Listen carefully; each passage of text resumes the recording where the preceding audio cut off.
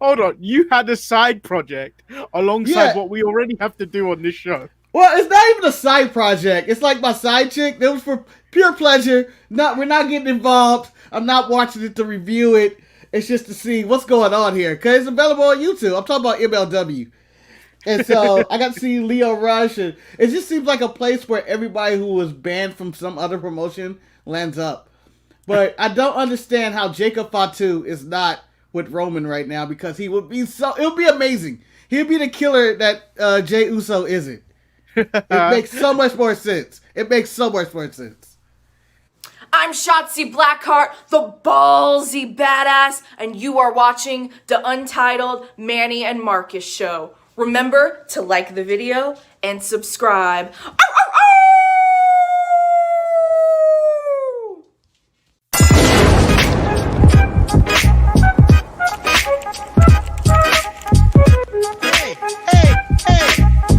Oh, Check out the Marcus here, man. He should.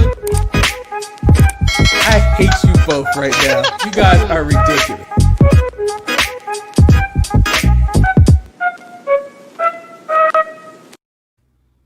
Woo! You know, one thing I don't get from NXT, AEW, MLW, and Impact is no Billie Kay. And I think that she would be essential to both those shows. Like, if she was on Impact, she'd be the best women's wrestler by far. And honestly, I'm joking. I like Jordan Grace and stuff and Diana Purrazzo. But I'm just saying, she should be on one of those shows as well. Guest commentary. She'd be better than, what's Madison Rayne on commentary? Yeah. Trash. Josh Matthews, trash. Hire Billie Kay. hire Billie Kay. Welcome to the Untitled Manny and Marcus show. I am, of course, Lord Manny Hayes, and I'm joined by Marcus the grand finale. It's not going that long. It went long last time. Today, not too bad. Because, Manny, we don't know if the internet may die on us.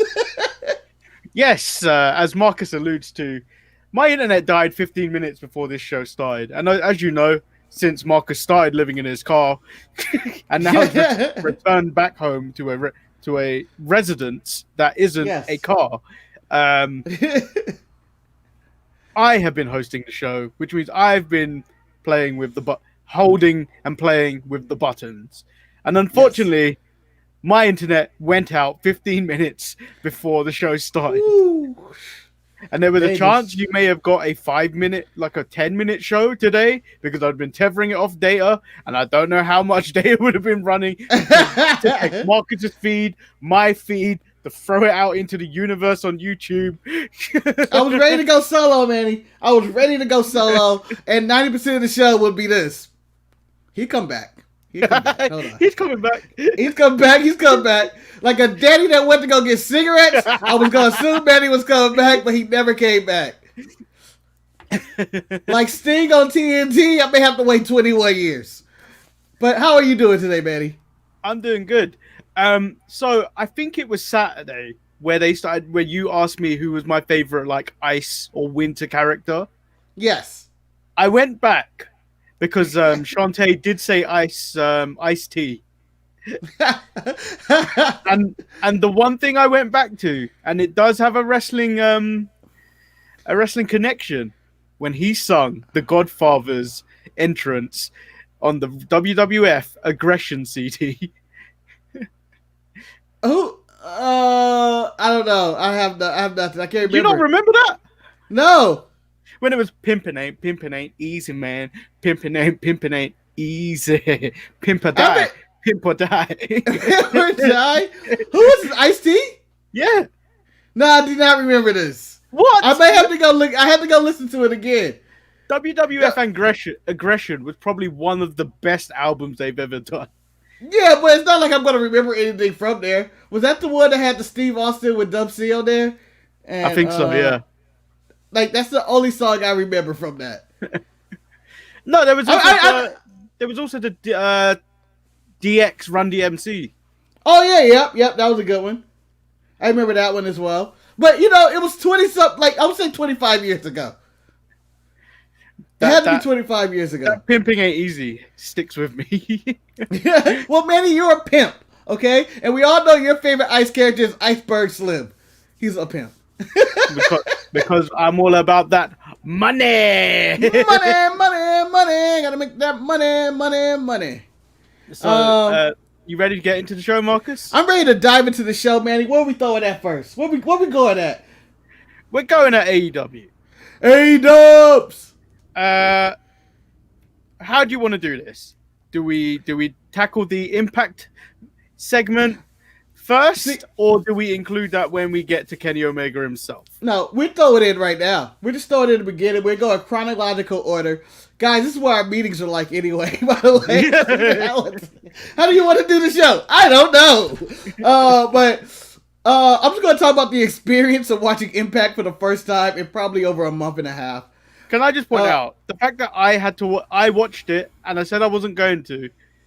When you are doing something and you're willing to do it and you realize how bad what you're watching is, it's the worst thing I've ever seen in my life. No, I'm sure there's worse. I'm sure.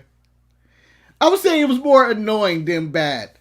I'd rather watch a Brandi Rhodes match for 2 hours. Okay, so I'm gonna be the positive. I'm gonna be a positive Paul. I don't know if that's a thing, or positive Peter. PP initials? I don't know. PP. I'm going to be the PP on this one. A big PP. A big black PP on this one. Oh. If you say so, Marcus.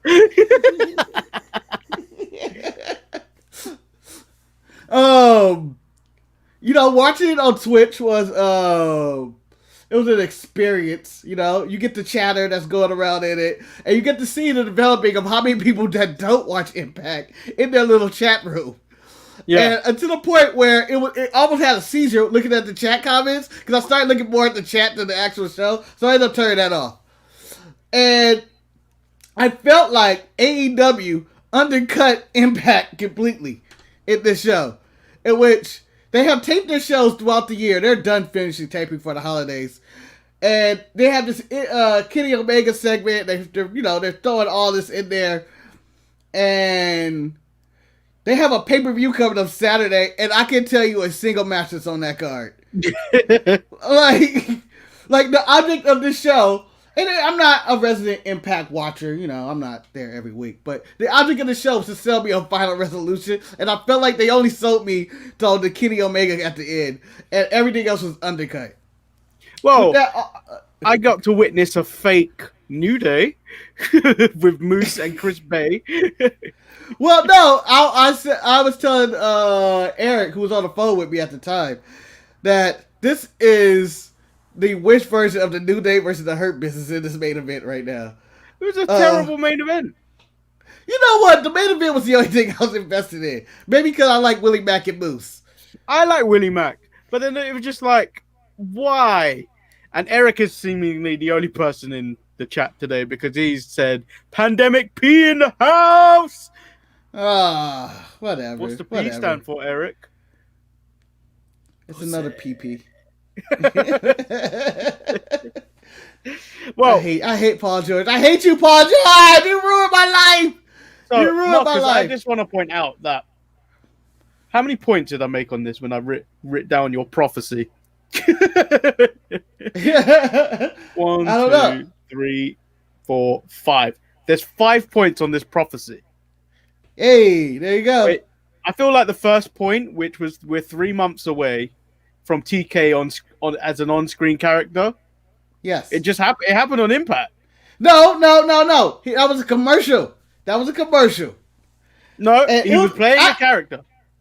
I enjoyed that segment. That was something a little bit. So I enjoyed TK and Tony Schiavone and him asking, have you ever worked for Impact? He was like, one time 18 years ago. And I left the business for 18 years. And I died laughing because it's funny. And I enjoy Scott DeMore and Tommy Dreamer talking about, I hate wrestlers who book matches, their own matches. Because I agree with that. Other than that, there were no positives for me on this show. Yeah, and then we got the is his name Scott Matthews? Josh Matthews. Josh Matthews. Yeah, the worst commentator in the business. The worst interviewer in the business now as well. I'm holding him I'm holding Marvez higher than him now. Yeah, I mean, what questions was he at? The number one question: why are you at Impact Wrestling? He didn't even get around to saying that. And this was, I don't understand what was the point in this. The point was to get viewers to Impact. And I'm sick and tired of seeing how people were ranking this show like as if it was great. It wasn't, and people trying to act like they like Impact. No, you don't. You're lying. You're lying to yourself.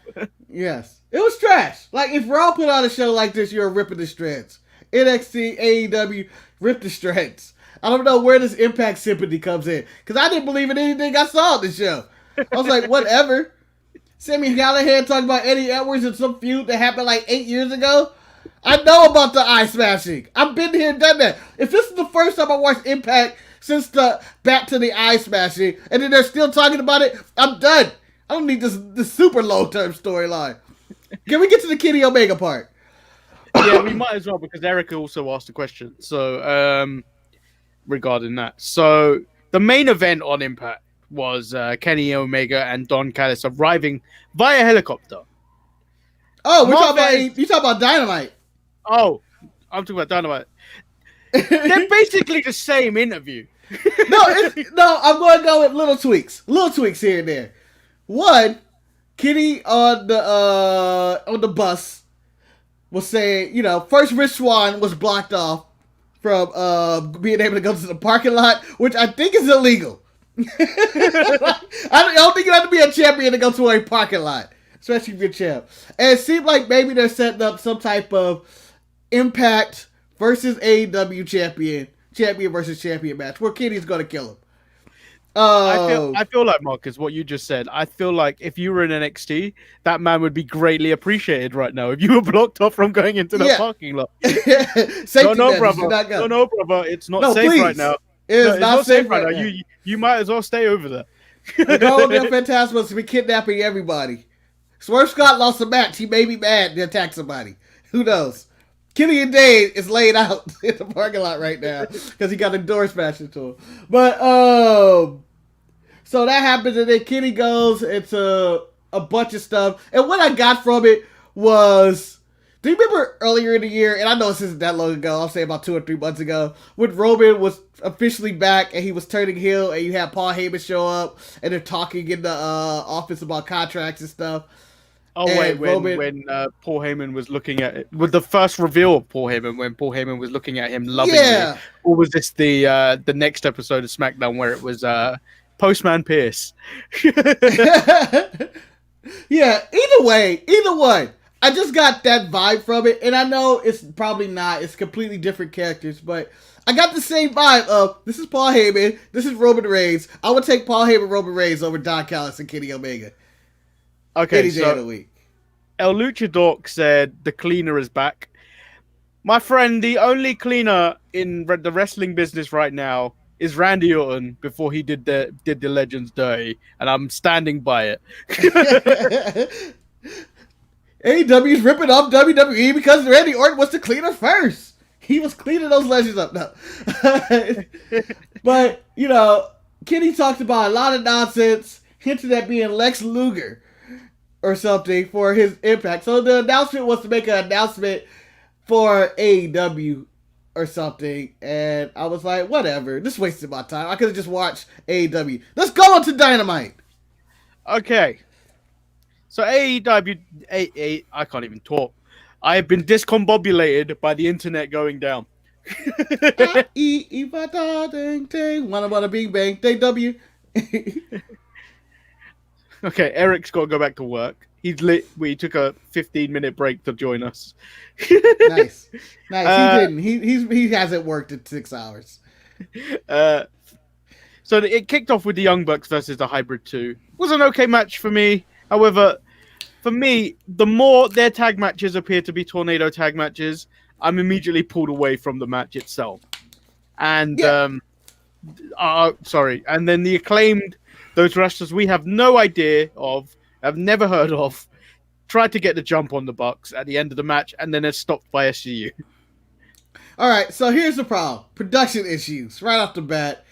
They cut to the Bucks and they're cutting their promo about how they talked to Kenny, which is supposed to be your best friend. You haven't talked to him about his heel turn and your EVPs of the company, and he's going to another show, so you haven't talked to him, whatever. But they go and they start talking, and then they get cut off mid-interview to start the match. Because I guess the hybrid, or no, it wasn't even a match. They were still doing their entrance. Then the hybrid attacks like 10 seconds later. Yeah. But I feel like that was a big production issue because they missed the part where the Acclaim attacked the Young Bucks, apparently. Like, I didn't understand why the production, they didn't have that worked out. And then I didn't like the hybrid too, not getting the interest of Angelico. I really enjoyed seeing him come out with the whole dance and the full thing. The full thing. Like, you cheapened it by not giving me that. No, it was a good match. I just felt like they could have got the Hybrid 2 more over than they did. Because, like, realistic. I know AEW don't book the way WWE do, and it's obvious, but yeah, I thought like the Hybrid 2 could have got a bit more over, given that how this is the first few weeks we've seen them back in like a long stretch of time. So like it's almost like you have to reestablish them, because I ain't spending time watching AEW Dark to watch that. Well, the goal wasn't to even establish them. It was to establish, I believe, the Young Bucks. Even though the Hybrid 2 looks good every time I see them. I really enjoy that team. This was, again, a solid match. I just felt like, again, if you call it a tag match, just tag. Follow basic tag rules. Yeah. Like, it was a tornado match. Like, there was a point in the match, and I believe it's towards the end, which made no sense to me. Made no sense. In which the Young Bucks have, They super kick the shit out of, I believe it was Angelico, and he falls back and he's dead. Legally dead. Yeah. So now, I believe Nick Jackson, or Matt, whichever, decides to go to the apron, get the tag from Matt, so they can do their final, they can do the BTE kick. But when they could have just stayed in the ring and did that and not do that tag. Yeah. I don't understand why they go into the hypocrisy that they actually got to do tags. You don't have to do it. Later in the night, FTR was in a tag match. They did some tag team wrestling against, Pillman and Griff Garrison. But this is a tornado tag. Just call a spade a spade. Just do it. I don't understand why they keep this illusion that they're tagging in and out. It bugs me. So Levi did say the opener was great. I'm hating. So Eric's always going, "Is Manny the new hater?" I feel like he's just trying to get away. One of his various taglines attached to him. Illusion Dog says, "New tag team, the Hate Squad." Manny would turn on me again, and I would do it again and again and again and again and again. Still cheer to the back all the time, all the time. No matter what, it could be a reunion show, and you're 50 years old. Bop! Still cheer to the back. Oh, man, he's always working for that angle. But yeah, it was a solid match. Nice, great athleticism. But, they're doing nothing with the hybrid. And they're already moving to the Acclaim, who I've never seen wrestle. And this whole thing about them, jumping the rail at SCU, making the save. It seemed like it, to me, came out of nowhere. And it was unnecessary. I'm going to jump ahead because whilst I didn't like this tag match, I liked the next tag match, was the Varsity Blondes versus FTR, which followed the rules of tag team wrestling. Yes. It was a tag match. A real tag match that had proper tag match psychology. Yeah. This is like, it's really a compare and contrast. It was like watching two different companies book a tag match. And I understand the rules of don't book the same match. Like, everybody does their own different type of match. If you're going to do two tag matches, don't have them be the exact same. Like, if I'm working the leg, man, in your tag match, you better not work the leg either on the same guy. But I understand what you got to call. You just got to do basic rules. I just feel like everybody was over the place. I'm so sick of looking at their referees in matches wailing their orbs. And I know I'm the hippo in the crate saying I don't care about the rules. But it's just the aesthetic of seeing referees going like this. Well, no, but that's one. And I'm like, what are you doing? That's one of the problems I have when I start noticing the referee in the match. You shouldn't have to notice the referee in the match. The best matches are the ones where you don't even realize there's a referee there. No, unless there's a ref bump, and then I love Yeah. this. Like, oh no, he's down or she's down. But So Levi said, I have one major gripe with that opening match is that the Bucks hit an inside out tombstone power driver to the floor. The guy that took that should have been stretchered out. 100% Yes! true. yeah, they did the melted driver to the outside floor. It looked amazing, but that should be the end of the match. Like, you should be stretched out. If Pentagon Jr. later in the night goes through a table and is stretchered out or carried out, that guy should be dead. Yeah. And to me, it goes to the physical wrestling. And I'm not saying Dynamite's off the hook. I'm saying the same thing about War Games where Rhea Ripley swinging a hammer at someone's back. Dakota Kai actually did show up on Raw this week after taking the hammer shots. But I'm still saying it wasn't sold in that match. She got up. I wish there was more selling. Just sell some of the moves. And save some of the moves for a bigger show. Like, well, that's the thing with AEW though. That AEW will give you everything, rather than leave something in the back pocket for later. And then my final gripe, which is in every single segment, and it was a thing I brought up a long time ago with TNA, and I hate comparing AEW to TNA, but I'm starting to get a lot of TNA vibes. And I'm talking about old TNA, because I was watching Impact and their clips when I was watching that, because they show, and I was like, old TNA vibes. Every match, someone has to get their heat back, or there's always some type of fight of an angle. Yeah. You have a match, someone wins, and it's over. Like, even in FTR's tag match, they have their match. There should be no bad blood. There was a few. All of a sudden, Marco Stunt is trying to fight the FTR for no reason. So, and I'm like, we don't need that. I didn't need that. Daniel Lewin says every match on AEW, it feels like 5 minutes too long. Not all the time. I feel like there's a few that are a bit too short sometimes, but it's not often. Well, in his feeling is that, well, I agree sometimes. Like, probably on the same boat as you, Manny.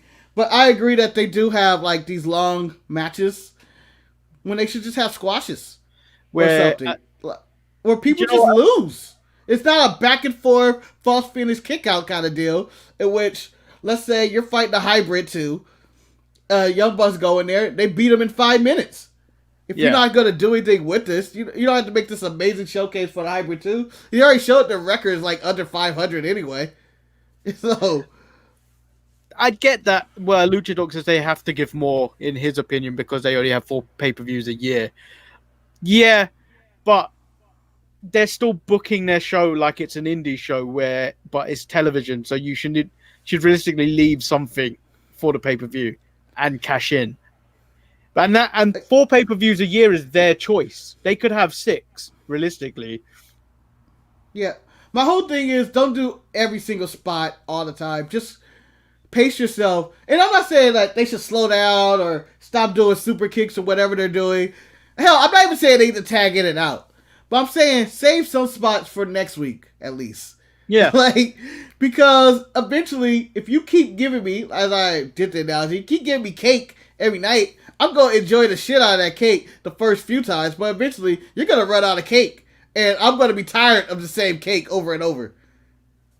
Well, it's just a case of, like, you're going to get desensitized to it, and you're just going to accept, like, oh, he did a triple flip. I've never seen that. Oh, I've seen that 7 times this week. That's what you're going to get. You're going to get desensitized to it, and you're going to start not to enjoy it. Yeah. So let's change gears a bit. We get Cody Rhodes interrupted by Stang.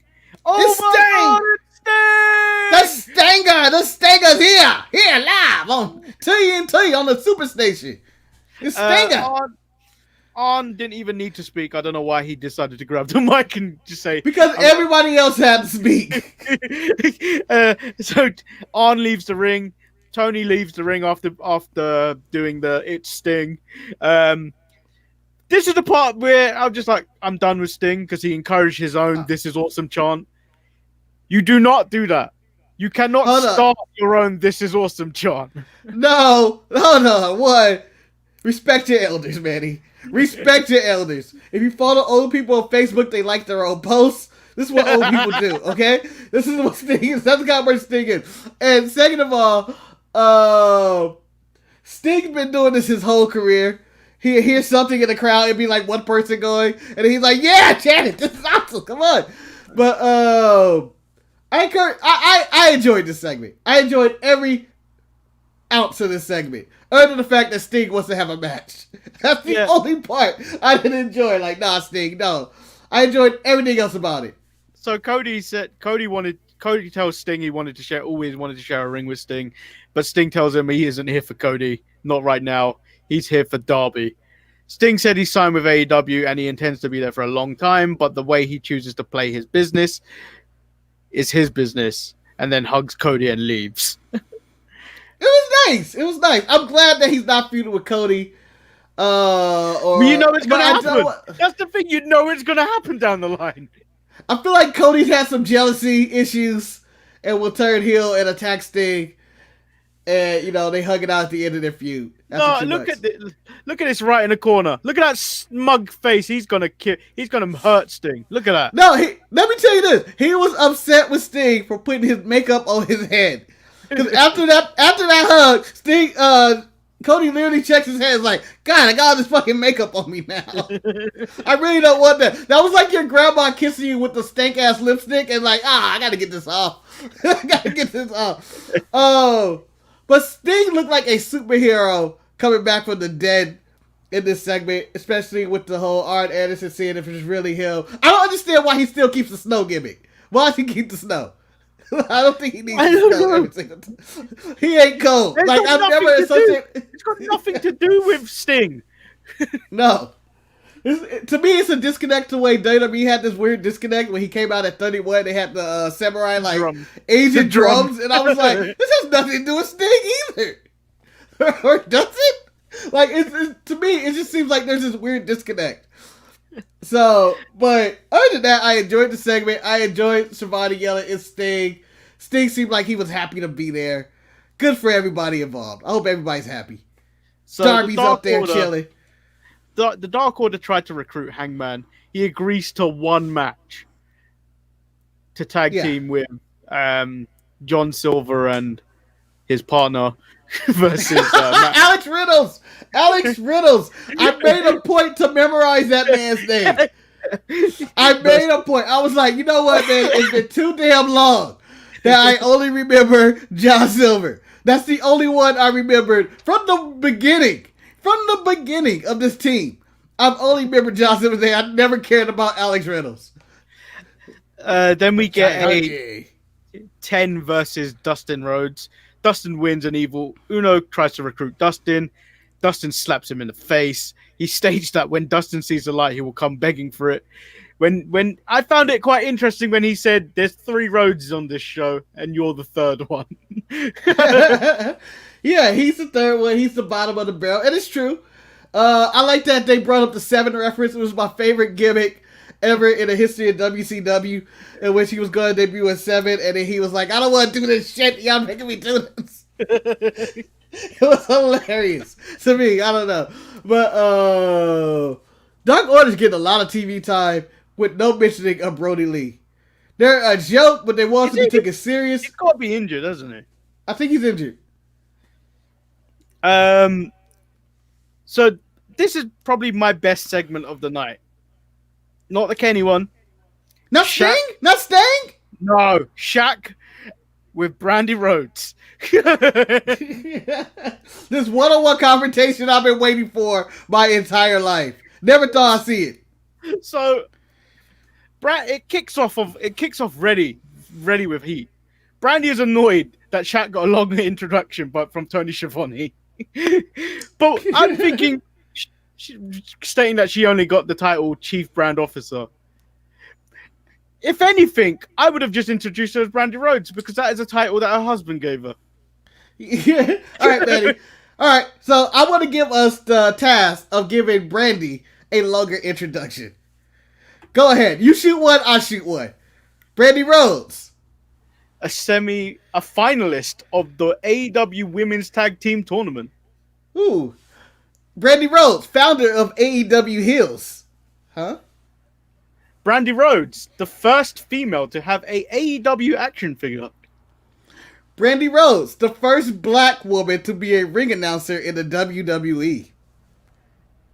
And in AEW. Brandi Rhodes, the first black ring announcer of WWE to be released.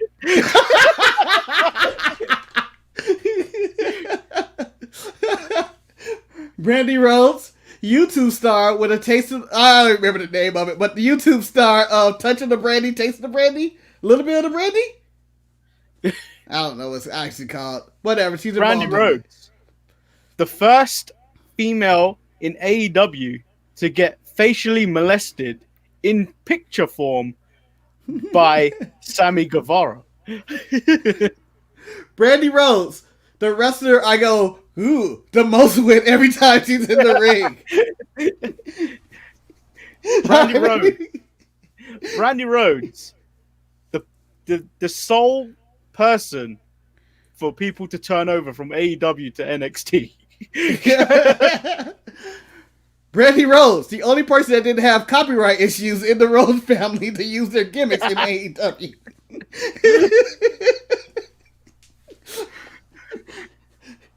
Brandi Rhodes, the first woman in AEW to break her arm.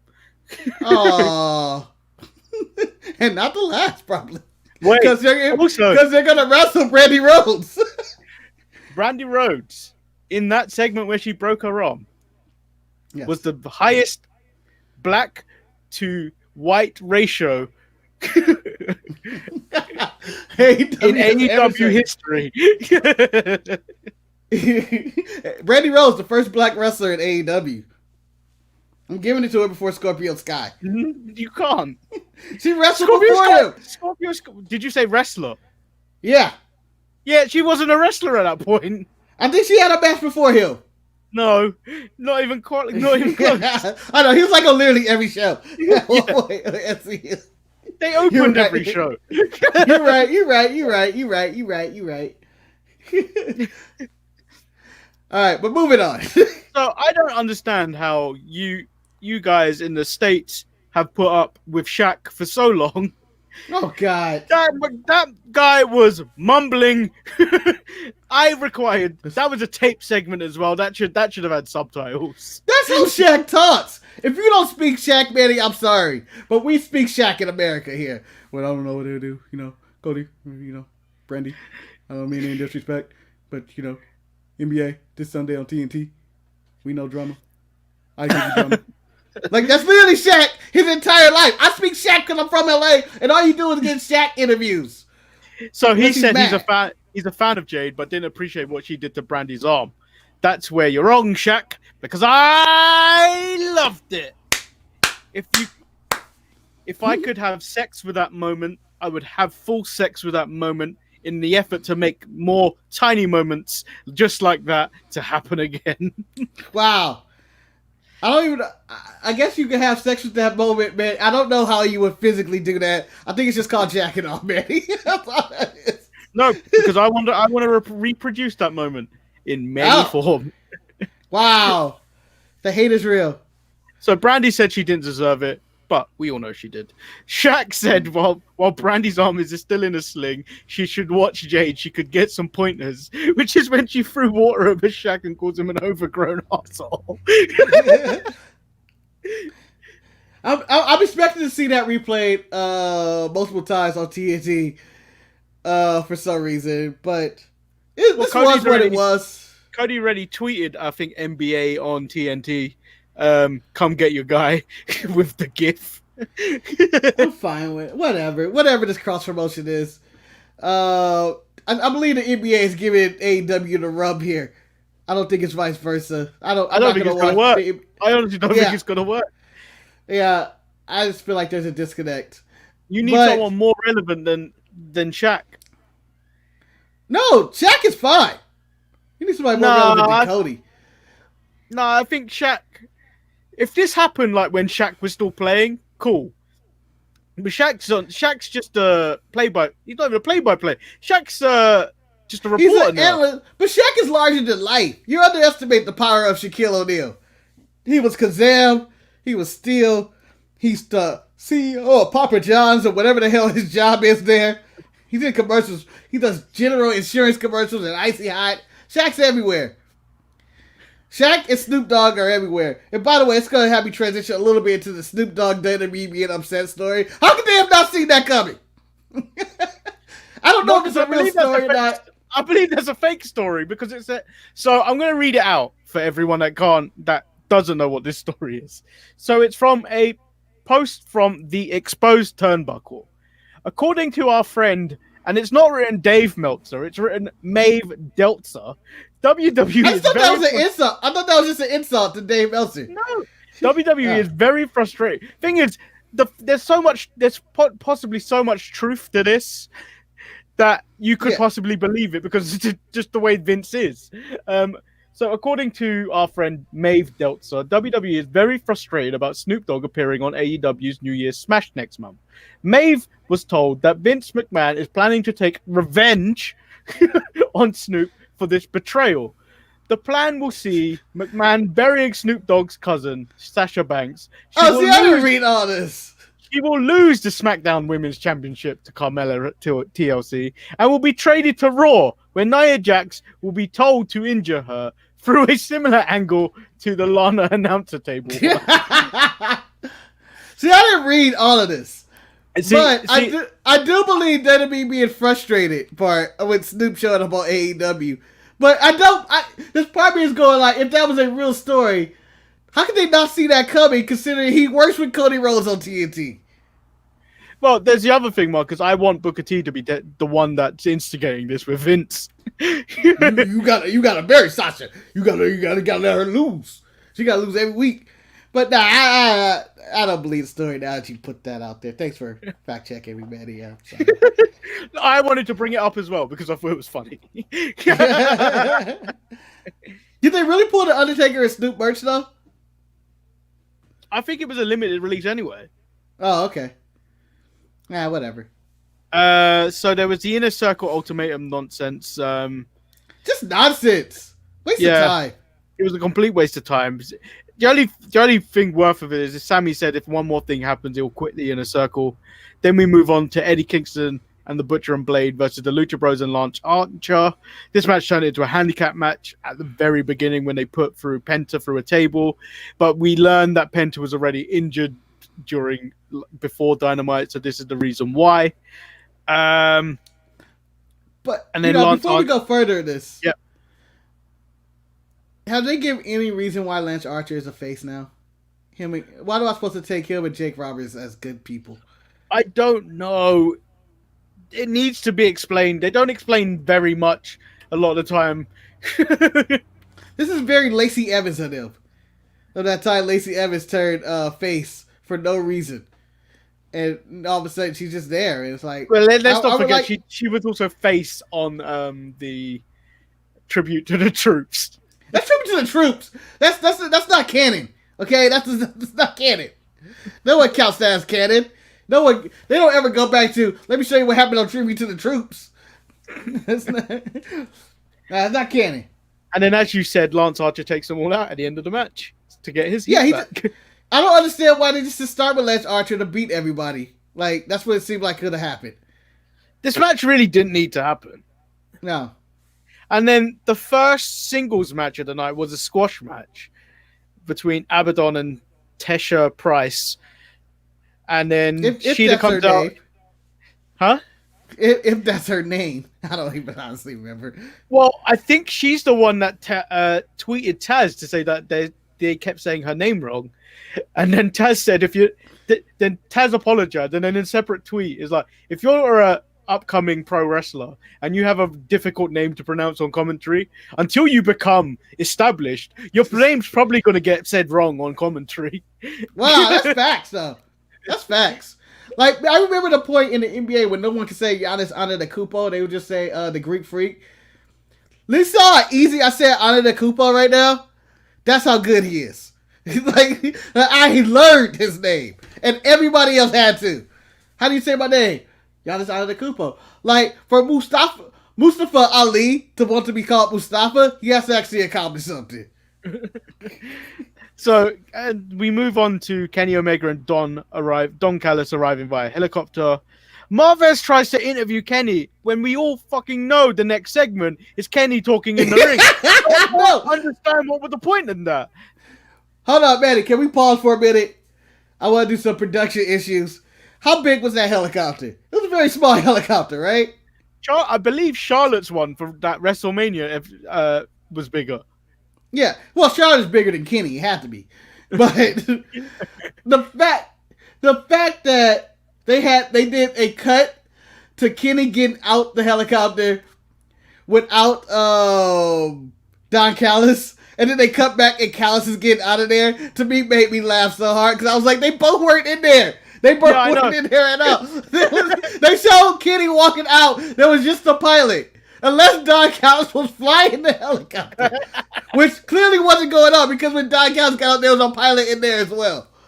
It killed me. I was like, don't bring out no little ass helicopter. I honestly didn't even think about that.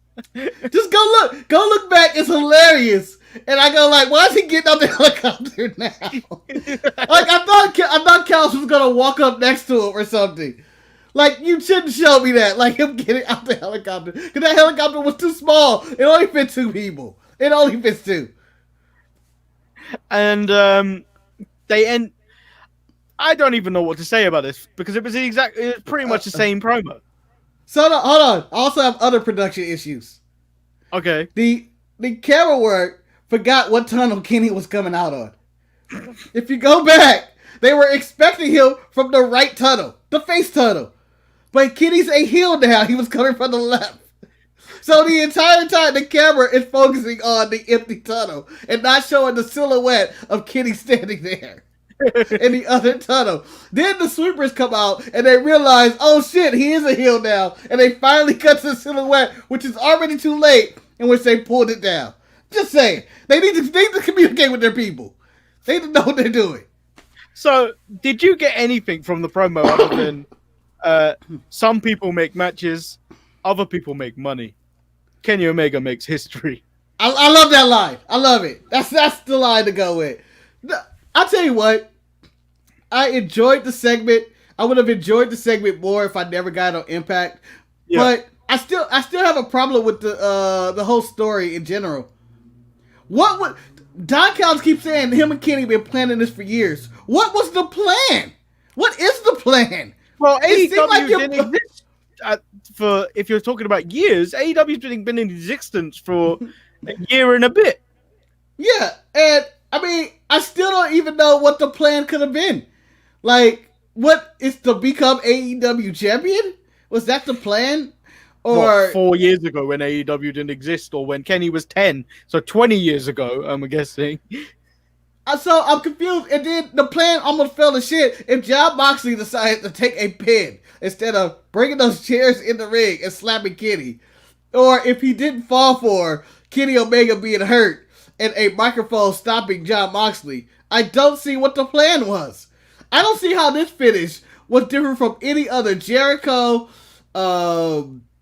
MJF screw job that any, like, they're saying it's the biggest screw job since Montreal, but I don't see what it was interference. It was just interference. No one screwed anybody. I don't see what the betrayal is. Although, like, the new presentation of Kenny is really good. It's much better than what we were getting. Like, now he's got a character. Like, yeah, he's the guy that was at the beginning of Bullet Club when he joined. Yep. And then, like, it kind of fizzled out a little bit. Because I didn't like his New Japan title run. It wasn't as good as it could have been. It felt like just a transition to give it back to Okada. No, didn't he lose it to Tanahashi at Wrestle Kingdom? Was it Tanahashi? Yeah, I think he lost to Tanahashi. Yeah, I just felt like that his title run kind of just went under the radar for someone that, like, kind of made them a kind of global. Like, yeah, he should have been their guy, but I guess, business didn't work out for either sides. Whether it was money offering, or or him wanting to go home. I don't know. I don't honestly know what the ins and outs. I got to hear both sides of it. Well, I will present one kind of problem I got with this, because I really like the character that they got with Kenny Omega right now. But the fact is, they keep mentioning Tony Khan. He's coming. Obviously, the prophecy is still in effect. However, there's another thing that you can't escape. Kenny Omega's an EVP. Yep. So, it's hard to dissociate that from he's an EVP, but he's this amazing kind of character. He's the heel. Yeah. He's the heel chasing. I don't know where to go with that. Maybe they just slowly stop mentioning that he's an EVP. Maybe he's so stock. That's all you got to do is say that. He sold his rights to be EVP and gave it to Impact or something. I don't know. But I'm telling you, Cody Rhodes, Tony Khan against Kenny Omega and Don Callis or whoever from Impact is happening. It's happening. So the main event is MJF versus Orange Cassidy. I thought this match was going all right to the end, where chaos between the Inner Circle and the jobbers of the Best Friends, when they brought him out, started brawling, allowing Miro to come out and take out Orange Cassidy with just a clothesline. Oh, it was a hell of a clothesline. It It's not even close to JBL's clothesline. It was Versace clothesline. He had the Versace sweater on, the steel plate Versace on under the orange. I'm tired of seeing hype beast all through wrestling. I'm sick and tired of it with the Mysterio family. I don't need Miro to be doing it. Okay, so the one part about Miro's character I do like is that he wears Versace and shit. Everything else around it, he should just be a crazy monster. And you kind of got that at the end, but that he's uncontrollable. But it still kind of fell flat to me. The whole thing. I know we spent like 47 minutes on Dynamite. Yeah, and have not even done it. But that's because Impact was started. But to me, the whole match it didn't mean anything to me. I don't know what this Dynamite ring. I didn't realize the Dynamite ring that MJF already owns was up for grabs. I thought there was going to be a new one. I thought he could be a 2-time Dynamite ring winner. I didn't realize it was the same ring that you just keep it and pass it on. Because you don't. It's not like you defend it. Yeah, and then the thing is, the ring was sized for him. Last year they talked about how the ring was sized up for him. So I don't understand how he could give that away and be like, "Oh, this is Orange Cassidy's ring." It's like this falls over. So I'm lost on that one, and I think it's stupid. They should just stop doing the Dynamite Battle Royal stuff. Yeah, to me it was solid. I don't think it should have been. I don't know what else could have been a main event, but whatever. I didn't like all the interference involved. The referee could just easily. But there's so much interference across the show. Yeah, for a match to actually become a lumberjack match shows the referee has no control. Just throw them out. Throw everybody out. So you have that power. Moving on to NXT. Ah! The hell? What the hell? How do you do that? My heart. NXT opens up with Finn Balor, calls out people in the back, and out comes Pete Dunne. Then Kyle O'Reilly, all claiming to be Finn's next challenger. But then out comes Damian Priest, where all the funniest questions come up. Pete Dunne asks Damian Priest, "Aren't you that geezer that can't beat up Leon Ruff?" Wait, was that you doing an English accent already with an English accent? Yeah, that's you know the term geezer. That's the voice I feel I have to put on when I hear that. I don't hear people call people geezers anyway, and I was like, when he said that, that's fully English. That's fully English calling somebody a geezer. Really burn that to an old man. But I'm happy with that. A geezer is only considered to old people. Like that old geezer over there. Like we never said to like someone that's maybe in their 30s. You gotta probably be in your 60s to be considered a geezer in America. No, I get called it all the time when I was in my 20s. That's common. See, that's common. Over here is the difference. Language barrier right there. He calls somebody a geezer. I went, oh, how old is Priest? And then it's just followed by, aren't you the guy that gets paid by McAfee to keep his mouth shut? Oh, gotta. Don't you get paid to win matches? You haven't done that in a while. Oh! Damn. Finn leaves the ring and says that at New Year's Eve he will defend the title, but who's gonna get that Finn's rub? That's not his problem. That's Regal's problem. You know what? And I'm glad a champion decided to do that. Like, this happens all the time in the WWE, more specifically, or in all wrestling, to be honest. I'm doing this, I'm champion. I'm doing this. Just walk away. This is not my problem. You guys sort this shit out. And then Scarlett comes in there. Scarlett comes out. Finn cuts her off before she can even, like, do one of her magic tricks or present a clock. You're not giving me a clock, and you're not blinding me. I saw what you did to Keith Lee. You're evil. You are evil. I know what you're gonna say. TikTok. Pass a message on. When he's ready, Finn's ready. and then Priest overstepped his mark, I feel like. Yep. The segment was over. Everybody was at peace where they were at in life. Priest asked Scarlett if she asks him to wait in the car while she handles his business. And I was like, man, you know that you just pissed off the wrong man. I know that cut deep. That 100% cut deep. Like, I can imagine him sitting in the car waiting for her to come back, like, so we can get out of here and go get something to eat. You know, like, go handle my business, tell Finn I will whoop his ass, and then we're out. That's all we got to do today. We're not doing a TikTok video, just show them that we here. I'm just here to pick up my paycheck, and I'm leaving. So, he's in there, and she goes in there, and he comes back, baby, I can't believe what happened. What happened? Damian Priest done said, he told me, if you wait in the car or something, you better go handle that. Now, I don't feel like going in. You ain't gonna handle that? Oh, fuck! That's what he seemed to be meant. I can't believe you've made the Scarlett sound like a ratchet woman. Oh, you can't. She ratchet. She had to go back in there. She ratchet. It seemed like when he came back in to whoop Priest's ass, he didn't want to do it. He was already upset that he had to defend his wife's honor. That he had to go in there because she wasn't gonna let him drive off until he go back in there. Otherwise, he's like, you scared little bitch. Like, I can see him taunting him the entire time in the car going like, I'm not even dressed for this. I'm supposed to be this demon, this guy, like, hey, I'm wearing fucking jeans and a fucking t-shirt and barely have this jacket because it's a little cold. I gotta go in there like this? I ain't even showered today. And he whooped his ass and left. He was pissed. So we get on to the next match, which surprised me. Because I know I can get a good match out of Swerve Scott. I did not know we could. I did not know that we could also get a good match out of Jake Atlas. I like Jake Atlas. No, he's serviceable. I think he has no character.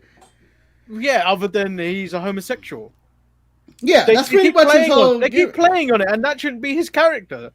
Like, no, that's like saying, "Hey, Swerve Scott, he's black."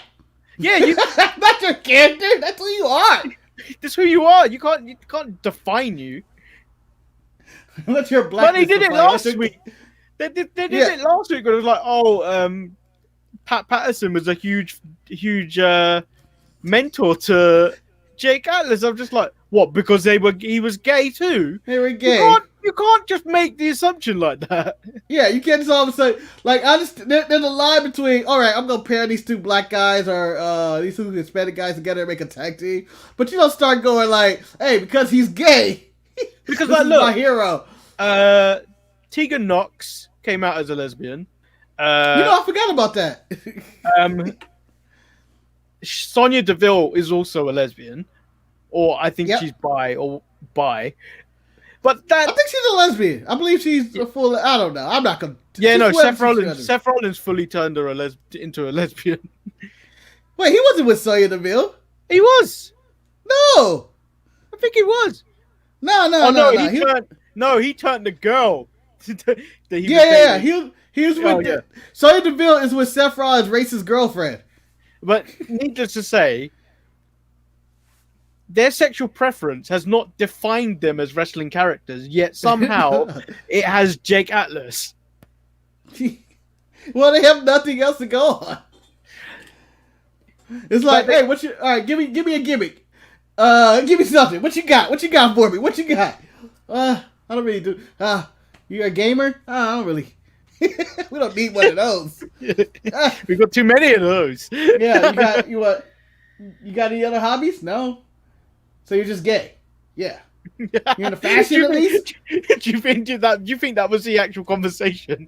I believe that's 100% what happened. You don't have anything, huh? You got nothing. Nothing in your past. You're just gay. You got no personality whatsoever. Can I come to your house and just look this shit? Do you read?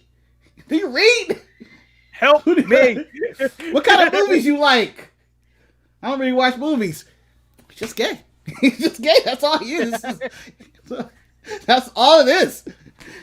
So we move into a backstage. No, it was a take. Before we go, Swerve's turning heel. It seems like. Yeah, I think he needs it. Yeah, I don't know where he's going with his heel turn, but he's turning heel. I feel like I see him in the parking lot. I know. I feel like it could give Swerve something additional to what he already does.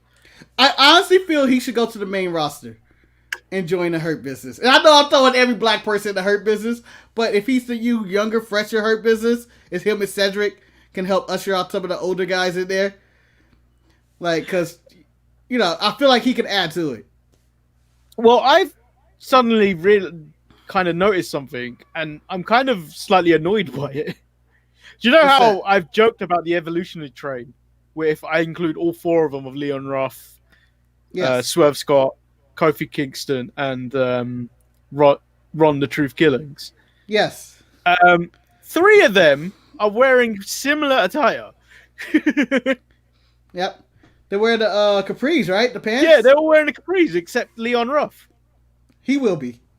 He will be. So we have Tommaso in the back saying he's now moving on from Thatcher to Cameron Grimes. The squeaky wheel getting the grease tonight. Yeah, I think that's what he said. And then we get a triple, which is 100% gay than what Great J Atlas does. I'll give you the grease. No, I don't think he said that at all. I feel like the most pause moment of WWE television is when Daniel Bryan asks both the Street Profits to fist him.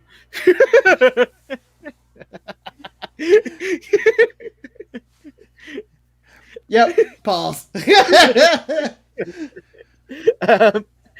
So we get a triple threat match with Everrise, Imperium, and the Grizzled Young Veterans. Really good match, very well paced. I don't tend to enjoy any form of triple threat. I want to go a week. I want to go a week in WWE programming and not get a triple threat match because the thing is, that's impossible. The triple threat tag match always used to confuse me because it would always differ. Either sometimes it'd be 2 teams in the ring and then you'd have to tag the other team in, or but this one it was just a triple threat amongst a tag match, which was surprisingly good for what it was. Yeah, I agree with you. It's very confusing, but here's where I think it works. This is not where it works, but this is how I think it works. A fatal 4-way, only two people from either team could be in a match. But a triple threat match, 3 are always in the ring. I think, but you might be right in which they do change, because I think they do change it all the time too. But when I was thinking about this and that, I was like, fatal 4-way, I feel like they always tag. Like, there's always 2, and then they tag, and there's never 4. But maybe they created a standard tonight. I enjoyed the hell out of this match for no reason. I thought even Everrise was good this one. Yeah, that's also what's in my notes. That was what was in my notes as well. I thought they were going to steal it. I thought they were going to steal the match. I was like, oh shit, they might do it. But no, the Grizzly Young Veterans won. And this tag team is really kicking up. It's picking up. Yeah, and you got to realize, like, the actual tag team champions are not even involved. Yeah. This is like a first. Me, I feel like the tag team champions for me should either be Imperium or Grizzled Young Veterans. Yeah. I'm pretty sure we're going to the Grizzly Young Veterans as champs. And then Imperium had their run. I think they had 2 runs, to be honest, this year. So I can't remember at what point we got the video package of the the fatalities that occurred in War Games. Oh my god. Oh, I thought you were going to the real video package. It could happen right now. That was really a death story of war stories. I don't even know when they could have recorded their war stories, but Dakota Kai was pissed and she's out. Candice has a broken arm. Raquel was like, I should be number one contender. I pinned Io. No one's listening to her throughout this entire show. Not even Io, who decided to go after Tony Storm. By the way, that was probably the funniest thing I've ever heard. So Tony Storm is conducting an interview in the back. Io says now that War Games is over, her title is her only problem. But she doesn't have a problem with Tony. But she just doesn't like her and attacks her. And as these two fight in the back, right to ringside, Tony escapes an attempted moonsault. But Ember Moon comes out to prevent the escape. Just how dare she? How dare she get off? She had to make 2 appearances on this show, huh? How dare she? and then Io lands the moonsault. One that finally connects on the Tony Storm. Hey, in War Games, she connected a lot. Like, Io was on fire at War Games. That she landed her moonsault multiple times. I really thought this was set up for the end of the show for protect Ember to lose. Yeah. But it wasn't. Like, I was like, Tony's gonna come out and get her revenge. Marcus, this is how involved I was with that main event. I didn't even make notes. Yeah. I'm gonna say that was the best match of the week. So before we get to that, we get the Tommaso Ciampa versus Cameron Grimes match, where Thatcher comes out to watch this match from ringside. I felt like it was another good match. And I feel like Tommaso Ciampa's taken this role of helping create new stars and get other people over. Yeah. Like, he may be getting wins and stuff, but like Thatcher definitely came out looking strong in that match. Yeah. And then I think they're going to carry on this, but like with Cameron Grimes as an additional part in this feud. No, I think he's done. He was just somebody to have a good match with. I don't think Cameron's involved in this. Oh, okay. But here's my take on this. I don't see Thatcher and Ciampa feuding anymore. I think they're teaming up. Really? Their promos are really similar if you think about it. Thatcher's all about wrestling and, putting holds in. And Ciampa is all about, remember when wrestling used to be good? And people used to actually fight and shit? So I think there's a team up. That's why when his guy came out and attacked him, he was like, it wasn't me. I feel like he was learning. And they're going to team up. Yeah, and then that guy... They're going against the anti-high spots kind of people. Yeah, and that guy was getting an interview in the back, and Malcolm Bivens wants to talk business. I gave me a card a week ago. We're going to talk business tonight. And that guy felt obligated that he had to talk to him. Marcus, let's talk about the Chinese delegation. Yes, absolutely. But this deserves its own show. Manny, this deserves its own show. That's how much I care about this. So, last week you asked me the question, who's more scared of their rival, which is like Abadon and Shida and Randy Orton and The Fiend. Yes. I answered Randy Orton, but this unmasked woman who is torturing these two for weeks now, these two are fearful of this woman. So I believe it's these two. Yes, that woman and her unnamed Shifu, they are whooping their ass to death. And I enjoy, to me, and I'm going to put this up there with any Rocky or training montage I've ever seen in any Batman movie or Spider-Man or Rocky or any fight movie. This is one of the best montages I've ever seen in my life. Oh, no, I was pumped. Marcus, this is definitely Batman Begins, where Bruce Wayne goes to train with Ra's al Ghul. Yes, and when he's getting beating the shit out of and doing stuff, and I enjoyed the bloody knuckles on Xia Li. I enjoyed the lacerations on Boa, and just them getting their ass beat and them going like, again, and I'm like, I can't wait till they debut and just lose on the first match. And we get a live caning on TV. Well, they definitely have to re-debut at New Year's Evil. Surely. Yes. And thing is, Marcus, I need to say it. I've always thought Melina looks like Rita from Power Rangers. She does. She does. It perfectly fits to be this evil person. Yes. I can't wait. I can't wait till the reveal of Melina, and I hope it's Melina. The world will be stunned. But, again, I wanted to be Charlotte Flair for no reason.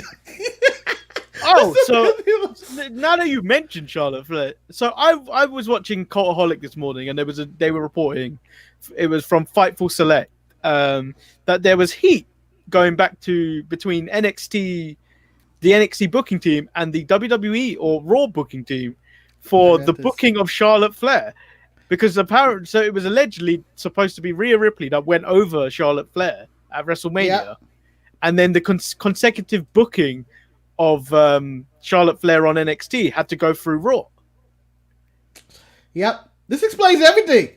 Yeah. This explains like a lot of situations that's going on, and which, you know, it just seemed like they couldn't do it. They weren't allowed to do anything that they probably wanted to do. But interestingly enough, Bianca Belair was supposed to be involved in this. Yeah. And then she was going to be the one to take the pin, so it protects everybody. And all that makes sense. Yeah. All that made sense. And I don't know where things went awry. And when Vince is like, you're not beating my Charlotte, or I don't see why the heat's on Charlotte. I feel like Charlotte would just do whatever they tell her to do. Like, I don't feel like she's someone who goes like, no, I'm going over. Like, well, I don't know. I get those vibes from Sasha and Charlotte.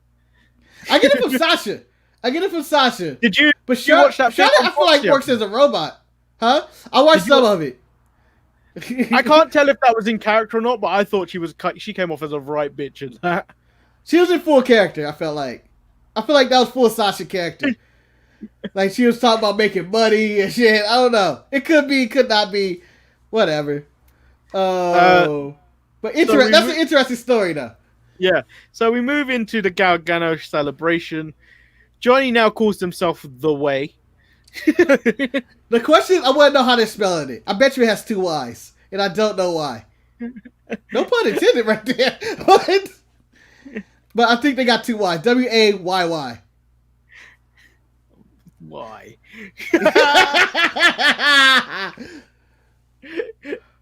He called Austin and Indy the future, Candice the general, and Johnny Gargano the new North American champion. They present Candice a trophy with a doll's head. Where do you think they got the doll's head, Marcus? I'm assuming they went to Bray Wyatt's house or the business house. I believe that came from Austin Theory's Predator kit. Oh, damn it. Walking right into it. So it's not from Italy. Damn it. The Predator kit. So Priest comes out and asks Theory if he still has the pipe with him, because he's going to come there and shove it up his ass. But then he gets attacked by Karrion Kross. On his day off. I don't know why and how that got allowed. But I appreciated it. I was for all of that. Everything about this segment I enjoyed. Especially that you still got your pipe. Yes. Because I'm going to shove it up your ass.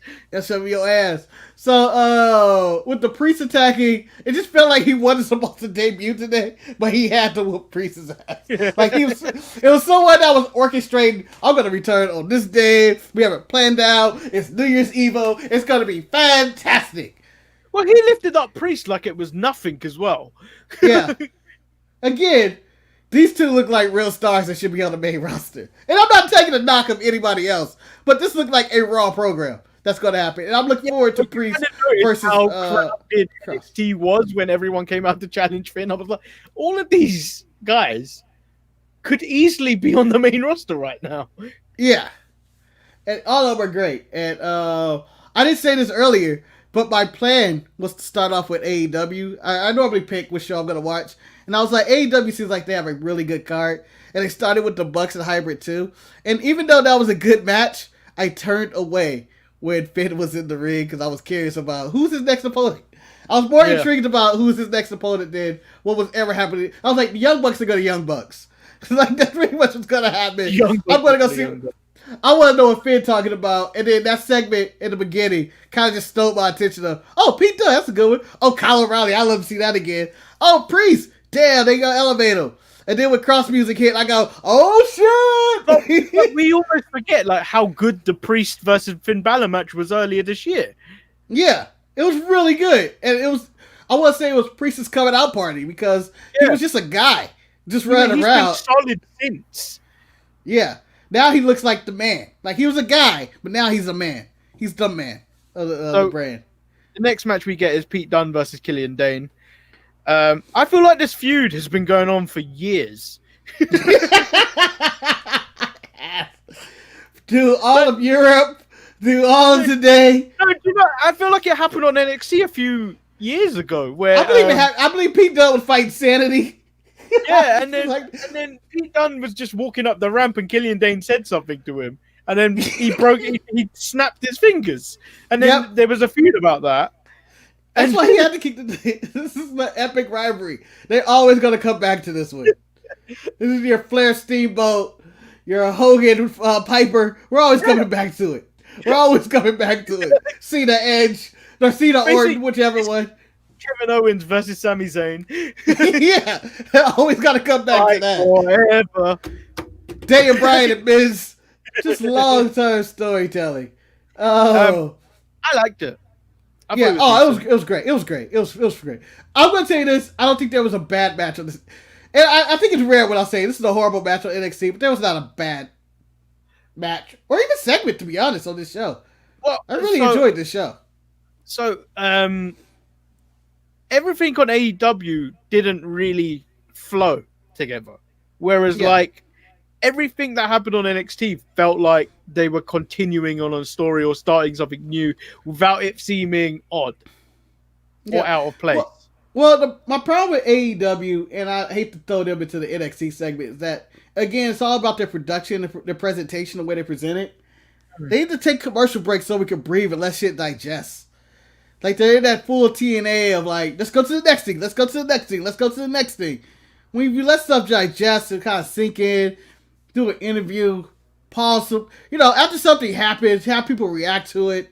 But that's just kind of the problem. Move it on. Because AEW want to add an additional third show, like online. I'm guessing, and it's because their roster's so big now. It's just like, how do you get anyone over when you've only got realistically 2 hours of TV time? Because no one's really watching Dark. No, to the levels of people watching Dynamite. Yeah. Well, it's only 600,000 more people. Because if you think about all main event, I don't watch that. I don't even watch 205 Live. I barely have time to watch NXT UK. I mostly watch that in chunks now. Maybe one day. 3 episodes in a row. I feel like one day I'm going to watch it all. One day I'm just going to watch all the wrestling I can, max it out per week. I'm going to watch Ring of Honor. I'm going to watch MLW. I'm going to watch Impact. I'm going to watch NXT UK, NXT, AEW, Raw, SmackDown, 205 Live, and Main Event. That'd be 11 wrestling shows to get through in 1 week. Have you worked out the amount of time you would spend doing that? Well, it's about an hour for some of them, 2 hours for some. No, I don't plan on ever doing this, I don't think. But I feel like that is a lot. And that would mean I went officially pro in wrestling analysis that I have to do it. I'm being paid. I have to get paid to do that. So we learned that Leon Ruff's getting a new tag team partner because Damian Priest got murdered. He got murdered. All right, who was murdered more? Because there was 2 stage spots this weekend. I feel like Priest was okay. The guy Miro threw off the stage is dead. I don't even think there was a mat there. That's the real thing. I think there had to have been a mat. There had to have been a mat. I really hope there was a mat. Because they never showed that landing. They had to have been a mat. I'm really hoping. No, because I firmly believe they didn't know he was going to do that. It's just the reaction of, he killed that guy. Oh, shit. But, yeah. Where are we at the show? Before we even finish, I need to talk about the murdering of Brandi Rhodes on the internet. Oh, Jade Cargill. Well, we didn't even talk about Jade killing Red Velvet. No, she got stopped, didn't she? Yeah, they beat her up. I don't know. I don't see what happened. But Nyla Rose and Vicky and Jade Cargill are a thing. and they beat up Red Velvet. Which So, I don't feel like you needed that much to beat her. So, AEW posted a tweet that said, Vicky Guerrero has a strong message for Brandi Rhodes, which Brandi replies saying, how does she keep getting a mic?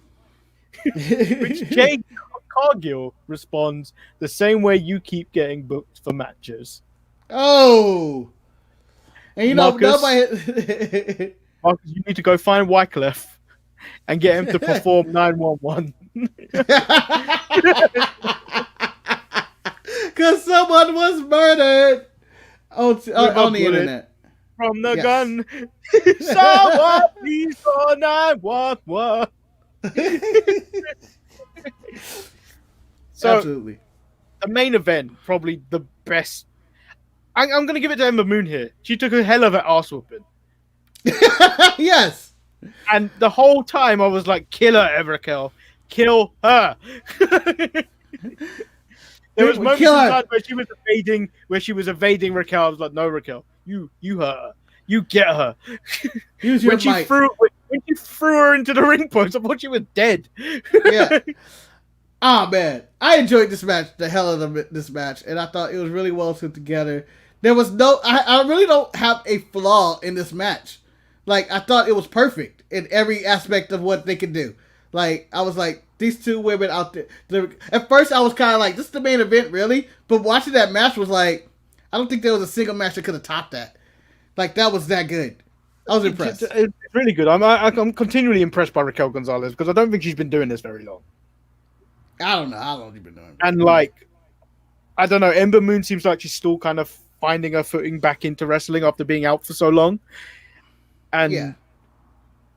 I still don't think Ember Moon's on the level of a good majority of the women in the NXT women's division. No, I would say she's in the mid. She's in the mid. She's in the middle.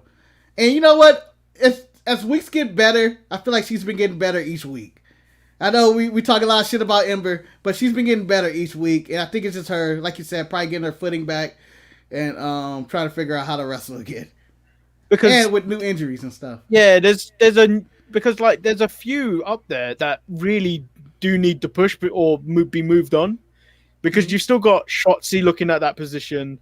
You've still got Candice in the back burner. No, she's now injured, so it allows other people to go further. You've got Toni Storm in the Toni Storm about. You've got Raquel. Don't forget about Kate Carter. She's still alive. She's still alive. No, she's dead to me now. You've got Rhea Ripley still lurking about. Mm-hmm. It's like you have to move some of these women on, or they're just going to be there doing nothing. Have one of them on the team and go for the NXT tag titles or something. Yeah, I feel like Rhea's leaving soon. And I think Raquel's going to finally kill her off. Because every single match Rhea's in, I feel like it's her last match and she's going to get killed off eventually. But I think this is going to be it. And she's going to be in that Royal Rumble match. And then that's the end. She's just there. I feel like Shotzi might be leaving soon too. I think they're going to take Shotzi. I think Vince will see that tank and be like, I need that. Shotzi has a gimmick that could probably last on the main roster. Yeah. And I got Dakota Kai leaving just to be somebody's hand. Just to go up there and just do jobs. And everybody was like, you're doing this to Dakota Kai? And I'm like, yeah, you know. Because I feel like the better pairing, and I know we only got like 2 seconds of this. Toni Storm and Raquel Gonzalez worked better for me than Dakota Kai. Well, I think they're going to sell this. I think they're going to sell the Dakota Kai injury for a bit. Yeah, I really liked when Toni came out and she's getting her revenge or whatnot.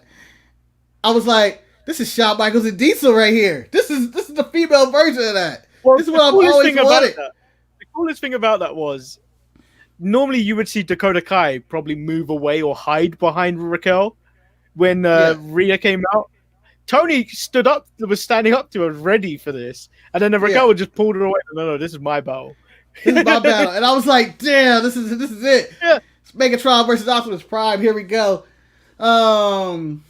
But yeah, I thought this is dope. Like the whole ending to NXT was pretty cool. I was expecting somebody else other than Rhea to come out, and I was like, I don't know who's coming out, but it's not Rhea. Part of me thought it would have been Io. but I was like, we already got EO tonight. And I was like, nah, we're not going that route. I was thinking maybe somebody else is making a debut or something. Yeah, it's like, where do you go from here? Because the women's division is so stacked. It's the best division, and I'm going to say this, and I want this to be a hot take, the best division in all of wrestling. Better than AEW's tag division. Better than Raw's, whatever they got up there. Raw's got... Raw has the Hurt Business destroying... The black division of Raw. But it's not better. The only thing they're not better than is Roman Reigns in WWE. The Samoan division on SmackDown. Whatever family issues are going on there. The division, the Samoan dynasty on SmackDown. Yeah, absolutely. Yeah. Which they need to add Jacob Fatu. I don't understand. Get Jacob Fatu. Surely Jimmy's ready to come back now. Hey, he can take his time. There's no rush. He just come back from, I think, an ACL injury. You don't want it to re-aggravate it, so it's no rush. They're in the middle of this storyline. But Jacob Fatu is a killer. He fits so perfect with Roman's new attitude. And if he would have just ran out to the ring and said, that's who I needed. It's just like he beat up Jey Uso. I need a killer like that. It just makes sense to me. No, do you know what I need? I need them to take Samoa Joe off the desk and pair him with Roman. That's all we need. Yeah, he's a good stooge. He's trying to work his way into the dynasty. You're not related to me, Joe. Samoa Joe would be a good underboss. Yeah, he'd be great. I honestly feel like Nia would work in that group too. Nia in the position of Samoa Joe, that would be good as well. Nia Jax, ass Samoa Joe. What? But as a thing, Nia Jax has to fight in the men's division. Yeah, I'm down for that too. Her and Daniel Bryan, epic matches. End of his career, but epic matches. I'll send you back to Brie. But yeah, I'm gonna say NXT had the better show. AEW had the more eventful show. They throw their entire budget in AEW every week, and I don't know if they're going to sustain that way. Like, they're throwing helicopters and Sting. I don't know how they're going to be able to sustain because they've invested in Fulham Football Club, and they're going to get relegated this year. Okay, I have a question, and this is the question. It's about the ratings. If AEW did under 1 million, I feel like it's a failure. Well, they did under 1 million last week. Well, last week there wasn't the show. Sting wasn't advertised. You didn't have the Kenny Hill turn coming. You have all this coming up, all this momentum. Like, they have momentum. Whether you like it or not, they have momentum. If they do not have 1 million views this week, or viewers this week, I feel like it's an ultimate failure. Like, they did not achieve their goal. It wasn't even a good show as well. I hate the fact that, do you know how a good show performs badly? Yeah. Because the next show is going to perform better because you heard the last one was a good show.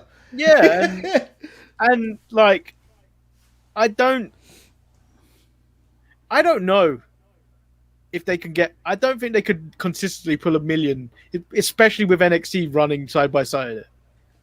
I'm saying with Sting being advertised, if they don't pull 1 million on TNT, with Sting and Shaq being advertised on this show, considering that they threw everything, and Kenny with all this momentum, and they scooped up the 5 Impact watchers that don't watch AEW, which I don't think exists. I don't think there's anybody that just watch Impact. Like, if you're watching Impact, you're watching everything else too. Like, no, those there's a other good few people that watch Impact by chance. Yeah, you get like those 5 people like, maybe I will tune into AEW this week. Who's doing that? But anyway, if they don't get 1 million, I feel it's a failure. They're going to beat NXT. NXT is going to have their 600,000 views. Everybody knows it. It's the same shit. I want to say they have 700 this week. You go with 7? I'll say AEW will have either 800 or 900. It's a disappointment. But we've gone over an hour, so like the ratings should be out by now. I don't think it comes out to like 2 or 1, right? I think it comes out at 1. Who knows? I don't care. But I'm just saying, it's an absolute disappointment if they don't. I can see it a long happening. show. Yeah, I can see it happening. But I would be if I was Tony Khan, if I was TK, and the Bucks and Cody and whoever else is in management right there, like we literally threw everything at them this week. We gave them every single star we had.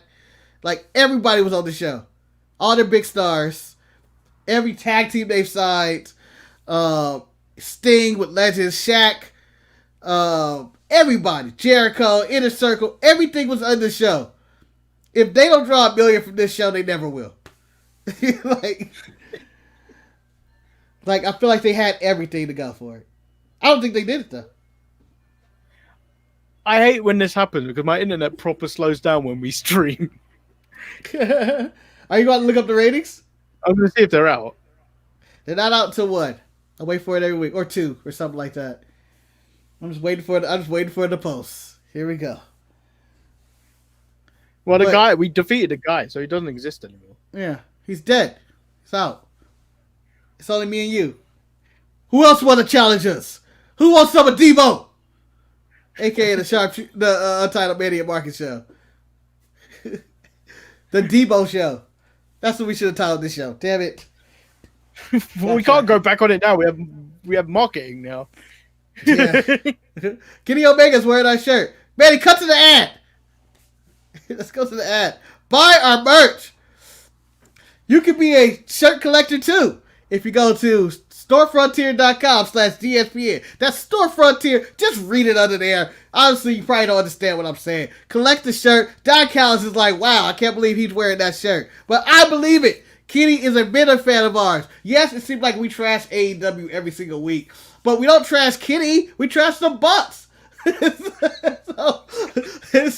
You should get on board and buy our shirt. Support our show. Okay? And by one, subscribing, buying our shirt, donate to wherever we have donation buttons on the sharpshooters.com. But help us out. It's the holiday season. I need to buy Manny that Nia Jax poster. Okay? In her sexy lingerie. I'm just going to point out the fact that I'm moving and next week I'm going to have to start boxing stuff. You buying me that Nia Jax thing will just create more chaos in this room that's already happening. You know, Manny, I was honestly considering doing that anyway. Get the life-size Nia Jax poster. I know you will have no more room in your room after it's there, but you are moving, so who knows? We should announce, but we'll do it on Saturday. What the intentions are for the upcoming few weeks on the show. Marcus is having a baby! I'm having a baby! I'm having a baby! A little baby boy! She didn't get the abortion. I thought she got it. Now I have a bundle of joy. It was an abortion. Now it's a bundle of joy. One day this kid's gonna go on YouTube. It's like, oh, let me see what my dad did. He wanted the abortion. Damn it. I love you now. The point is you're here and I love you now. Would I trade you? Probably so. For cash. And on that note, I've been Lord Manny Hayes. He's been Marcus the father, the grandfather. The grandfather! Tune in next week when we find out if the kid is mine. Because we're doing blood tests and we're going to Maury Povich. How come we don't have that? How come we haven't did that kid's mine yet? We need to boost up the ratings. Hey, Luchador, peace. I didn't know he was here. Peace. I literally thought we were talking to ourselves. Psh. Woo. That's a calm down. If I was having Billy Cage bite me, a dingo would never take it. I don't know. I wouldn't say it. I don't want to say that. That sounds terrible. I don't know what even that means. You fucking. This is an instant mood changer. Yeah, it's just. If you ever want to trigger somebody, I know how they say Cyberpunk 2077 has a segment of giving you seizures. This right here may give me a seizure. Right here. I thought about buying that game. I really can't. First person games really put me off. Oh, it's first person? I honestly don't know anything about the game other than Keanu Reeves is involved. Yeah. That's the only reason I'm kind of like, maybe I should get it. But yeah. They're still here. Oh, thank goodness. Like, if Billy Kay advertised Cyberpunk 2077, I would get it. But because it's probably advertised by Keanu Reeves, Lacey Evans, and Peyton Royce, I would never touch it. You know, if there ever was a Billy Kay poster, standee, you're gonna have to get it. Oh, I would. I would get it. I would have to be like, take all my monies. Take the money. Take the money. Take all the money. Every single dime of it. And I will cherish that for the rest of my life.